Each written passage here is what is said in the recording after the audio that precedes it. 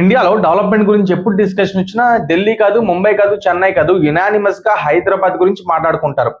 2000 కి ముందు హైదరాబాద్ అంటే పాకిస్తాన్ లో ఒక సిటీ, కానీ ఈ రోజు హైదరాబాద్ అంటే biggest IT and software park. Cyber towers దగ్గర స్టార్ట్ అయిన డెవలప్మెంట్ సైబరాబాద్ తో ఇన్ఫ్రాస్ట్రక్చర్ బూస్ట్ తో 25 ఏళ్ల తర్వాత ముంబైని, ఢిల్లీని, చెన్నైని, పూణేని ఢీ కొట్టే స్థాయిలో హైదరాబాద్ డెవలప్మెంట్ ఉంది.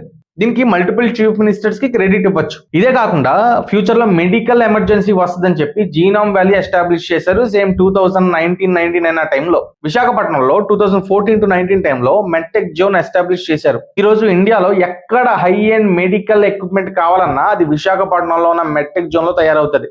విశాఖపట్నంలో తయారైన మెడికల్ ఎక్విప్మెంట్ వల్ల జీనోమ్ వ్యాలీలో కోవిడ్ వ్యాక్సిన్ తయారైంది. అండ్ ఇది ఒక విజన్. సో ఈసారి సైబర్ టవర్స్ కాదు, జీనోమ్ వ్యాలీ కాదు, మెడ్టెక్ జోన్ కాదు, క్వాంటమ్ కంప్యూటింగ్ అని చెప్పి సేమ్ విజన్ ని అమరావతిలో ఎగ్జిక్యూట్ చేయబోతున్నారు. అండ్ సీఎం ప్లాన్ చేసిన క్వాంటమ్ వ్యాలీ వరల్డ్ లోనే ఫస్ట్ ఆంధ్రప్రదేశ్ లో ఎస్టాబ్లిష్ అవబోతుంది. సో ఈ విజన్ ప్రకారంగా Andhra Pradesh CM top business delegates కి స్పెషల్లీ డిన్నర్ హోస్ట్ చేశారు. అండ్ అమరావతిలో first ever quantum valley work shop establish చేశారు. 2026 జనవరి కల్లా ఈ క్వాంటమ్ వ్యాలీ కంప్లీట్ అవ్వాలి అని చెప్పి సీఎం విజన్ కంప్లీట్ చేయగలిగితే వరల్డ్ లోనే ఆంధ్రప్రదేశ్ ఒక కొత్త రికార్డ్ ని సృష్టించబోతుంది.